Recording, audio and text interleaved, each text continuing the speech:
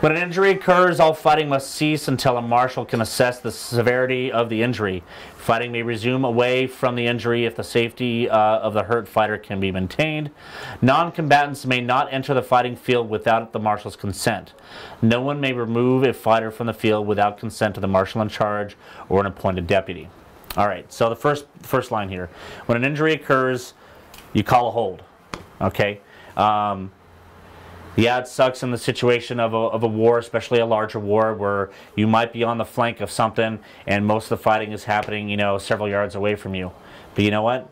Unless you're talking about something like Pennsic where they have local holds, which we're not going to even go into because we never do them in the West, there is still a safety issue. If you have a fighter that has been injured, they have to take their armor off to address that injury, or they're not in a way that they can defend themselves if they're overrun. Call a hold. Don't be afraid to do so. If you see a helmet flying off, call a hold. You see an elbow flying off, call a hold. You see a tip fly off, call a hold, right? You need to be able to ensure the safety of not just everybody, but the individual as well. If you see a fighter who gets knocked over a hay bale, gets hit in such a way that we've all seen athletes suddenly become unconscious or suddenly look like, oh my God, that's incredibly uncomfortable, we need to get this fighter repositioned, because if somebody steps on him, they're going to break a leg, an arm, a body. Safety. Call a hold. A frequently seen issue is in a situation of a limited front engagement. Bridges, castle gates, that sort of thing, defile battles, crossroads battles, where there is a kill pocket. And what happens in a kill pocket? You eventually get a lot of dead bodies. People lying on top of each other, frequently in a very dangerous position. I've seen people arched over a pile of bodies where they're exposed like this. People, actually the most commonly seen one that is rarely caught even by the fighter in danger, is lying face down with the toes still on the ground, so their heels are pointing straight up. They're basically bridging this really delicate joint off the ground, and all it takes is one fighter who's not paying attention to you to step on that heel and you have a broken ankle. Or the calf. Or calf. Or several ruptured tendons, or a torn ligament, or whatever, right? Those are the situations where you want to call a hold, and as you said, either reposition the fighters, which can mean you can stay there. A fighter has every right to be dead on the ground in a war and to stay there and be an obstacle, but make sure they're staying there in a safe way, right? Let them turn over and cover themselves with their shield, or let them not arch their back on top of the pile of people. Get them in a position where they will be safe, assuming they will be stepped on, because they will be. There are a lot of marshals, though, that are out there that seem to believe that there is a rule that dead have to clear. I agree with you. There are a lot of marshals that think that, and they're wrong. Unless otherwise stated by the marshal in charge prior to the commencement of the fighting. Can I give two examples? She had her hand up first, so I'm going to see what she's got to say. The only thing I was going to talk about briefly about local holds, it is something I've used successfully in all long-term res wars like Duchess War, War Deer, something like that. I've been able to use a local hold there where you've got small skirmishes, you know the names of all the fighters, and you can just keep them away from the injured fighter while you're dealing with that. Yep. You still call a hold, but then you can resume fighting away as long as you have marshals to protect the individual who is now defenseless. But if you were are on the other side of the field, you never realized I did a local hold. Yeah. That said, if you're marshaling a war with a skeleton crew, local holds are very difficult to maintain. What you got? Two examples that will show you how this is important. Both of them occurred with me. One, I was marshaling Gulf Wars. It was the light fighting tournament, or forest battle. Nobody saw the light fighter's tip fly off, and he stabbed and ended up impaling the other fighter right through the wrist. Was it a fiberglass spear? So, core sample. We don't want core samples in this game. It was. We Hold on, he's got another one. Hold. We had to call the paramedics on the field because of the fact that it had punctured all the way through his arm. Now that said, in serious situations like this where outside medical assistance is required, great time for a lunch break for the field. Yeah. What was your other example? So the other example, and I was the one in this case, my very first tournament/war scenario was actually at a Ren Fair. I had never been calibrated to know what a good blow was. Somehow because this was a Ren Fair, they were having it matched up to where I was the least experienced versus least experienced. But in the haste of everything moving around, all of a sudden we got shifted, and I was in front of the most experienced fighter, and not knowing what a good blow was, he hit me. I went, oh, great, that felt good, but it's still, I didn't think it was. It took him 4 blows. On his 4th blow, which he'd ramped up, I was knocked unconscious and went straight down. And all you hear across that field was hold. Yeah. So you know that's something you really want to watch for. Absolutely. You're talking about authorization to have someone else enter the field. What is our standing right now with the Kyrogenic Guild? There is no Kyrogenic. Nope. There's a Kyrogenic Guild. Hold on, I'm about to address that actually. Okay. Any other questions on calling holds for safety issues? All right. This next line, as we started to talk about, non-combatants may not enter the field without the permission of the marshals. All right. That includes chirurgeons, medical professionals, whatever you want to call them at this point, whether they're officially sanctioned or not.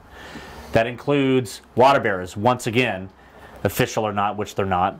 That includes a squire to the guy or girl on the ground. That includes, you know, somebody's spouse or partner, right?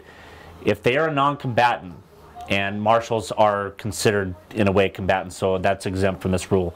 If they are a non-combatant, they are not to come on the field unless they're called on the field, right? There's a reason why you hear marshals calling for chirurgeons. It's because they shouldn't be coming on unsolicited. You are maintaining the safety of the field. The medical professional is maintaining the safety of the individual once they're made aware of the problem. So that's what I was asking. We should call upon them. Yep, If needed. absolutely. Any questions on that?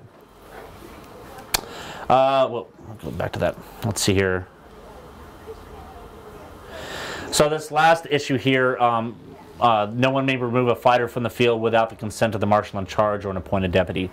This refers to typically losing of tempers or egregious violation of the rules. The problem that we have here is that, and this almost always is an issue at wars. This is not really something that applies to single combat. Tempers flare. It's almost always hot, even if it's raining, right?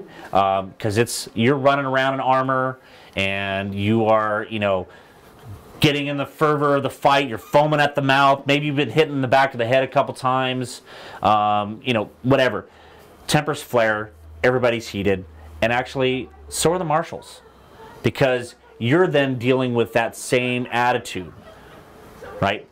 And I see this a lot. Some fighter will do something, and a marshal just loses it. Goes off on them, get off the field, blah, blah, blah. That's not our place to do that.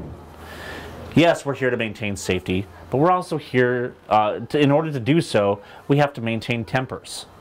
There's no way you're going to be an effective marshal if you're angry.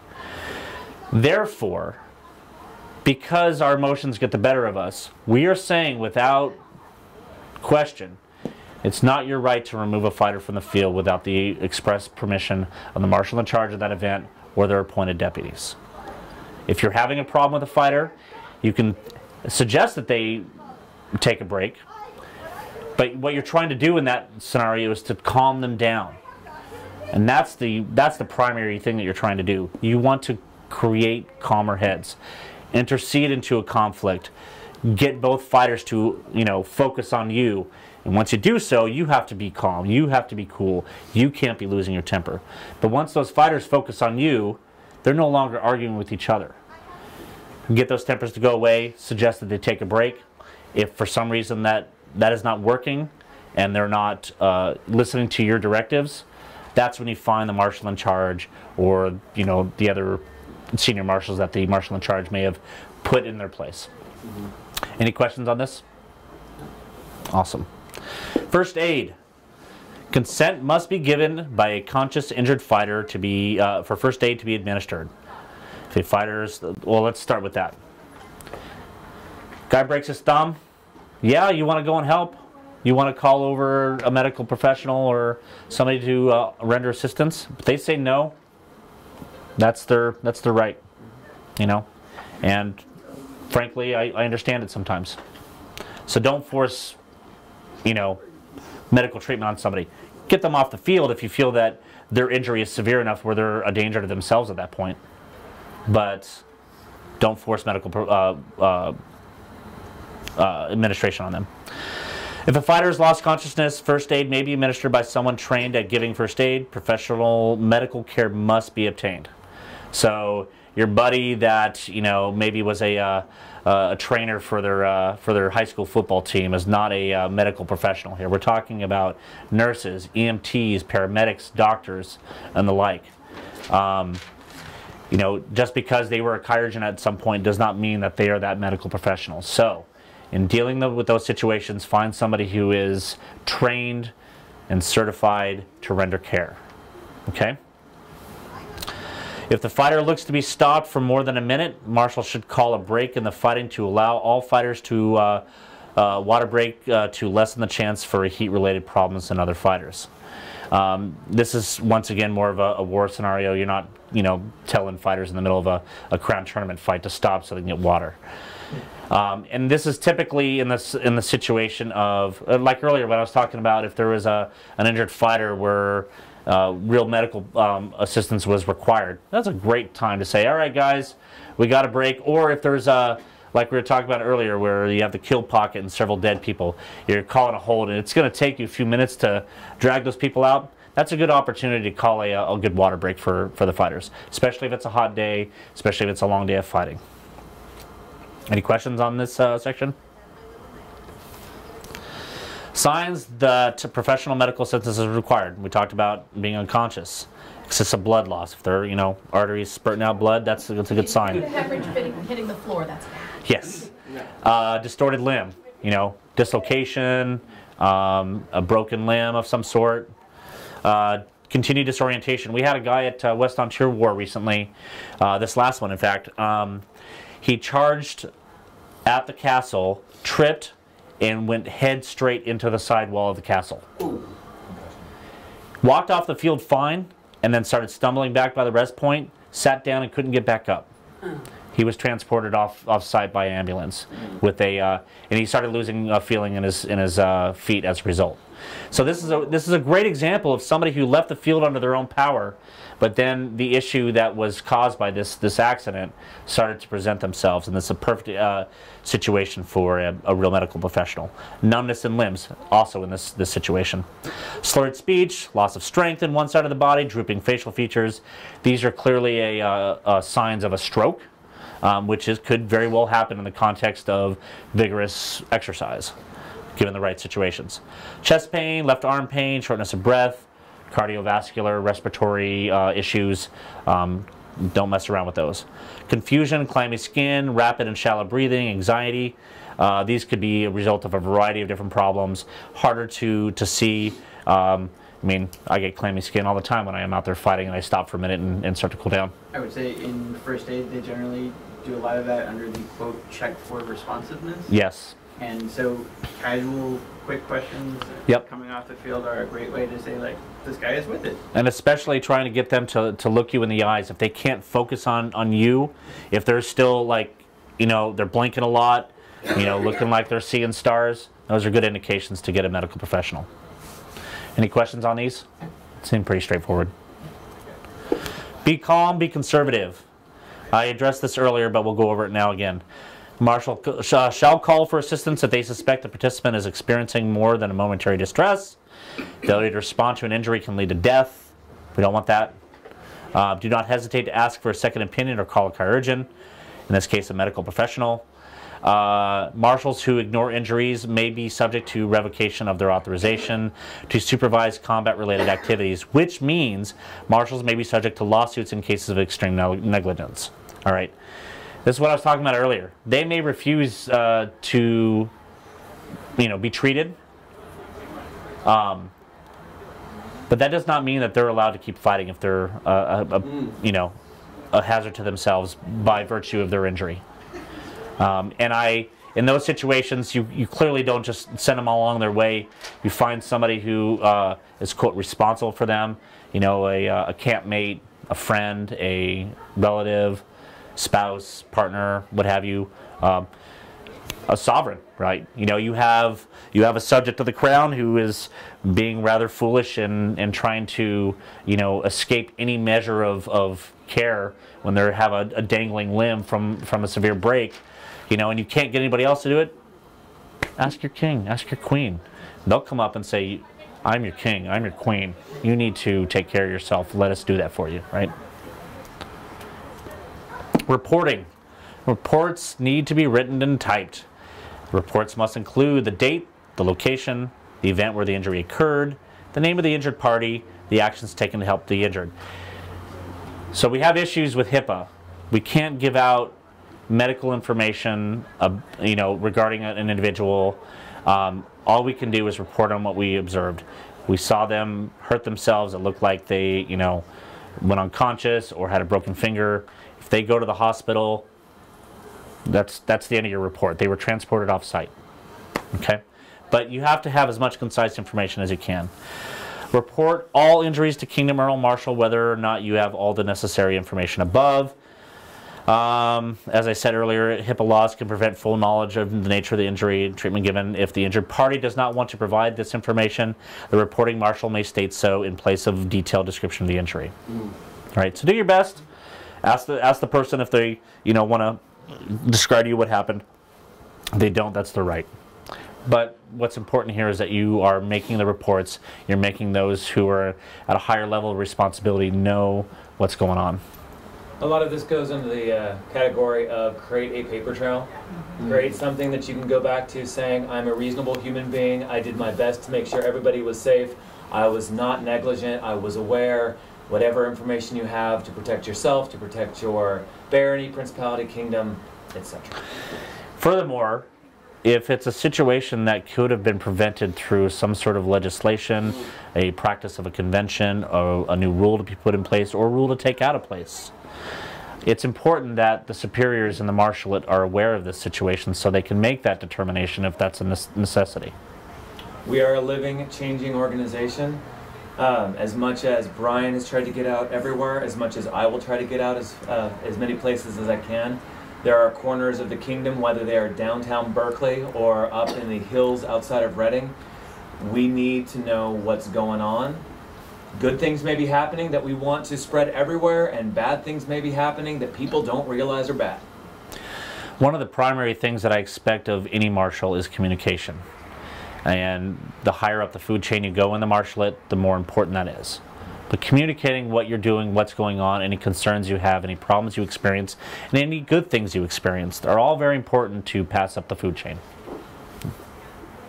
And one thing for marshals that are out in the field, you know, there's some things like injuries requiring medical attention that have specific details in the rules. There's other things, and maybe you're not an in-writing person or something like that. Even, you know, picking up the phone and calling the folks up the food chain or a quick Facebook message at least starts to get the issue out there. Even if you're not in a position where you want to write out a full, detailed, formal description, it helps start the dialogue. Yep. When I was But if you are, hold on, but if you are issuing a report, yes, you need to write it down. Absolutely. when I was Seneschal, the one thing we wanted from everybody was just try to answer every W question you can. Mm-hmm. The who, the what, the where, the when, the why, so that filled in all the gaps. Just try to think of that. Just what is every W question? And the H question too. The how? Well, that's the why and the what. There's a W at the end of it. Fair enough. An example of how an injury reported made me aware of a particular gap in our armor requirements. Hockey gloves. Hockey gloves are considered legal hand protection in and of themselves if you can't feel the person's hand through by pressing on the padding. For the most part, hockey gloves do a decent job. They have their issues, but for the most part, they do pretty good. And where they are used most commonly is with two-handed weapons. Now, we had a situation up in Huerta that was reported to me not long after I took this office, where a fighter was fighting in hockey gloves and broke his pinky really bad. Actually, most of the back of his hand. Had to have surgery, in fact. And I'm thinking to myself, how did that happen? Well, he was fighting two-sword with cross guards, and he was holding his hands up like this, and he got hit right here. Hockey gloves don't have any padding right there. All right, so now this is like, This is a pretty severe situation. I mean, if you have to have surgery to correct an injury, clearly that's a problem. Now, it's not something we see a lot, but that's actually a scenario that we don't see all that often. So now I have to make the call as Earl Marshal. Do I need to address this in our rules? Do I need to require that hockey gloves, if used for sole hand protection, will require extra or augmented padding along that exposed part of the hand? It's not exposed as in you could see bare skin, but it's just a single layer of stretchy material there. Right. So gives you an idea of it's not just about covering your ass, it's about considering the consequences of our rule sets. Any other questions? Awesome. That's it for injury protocol.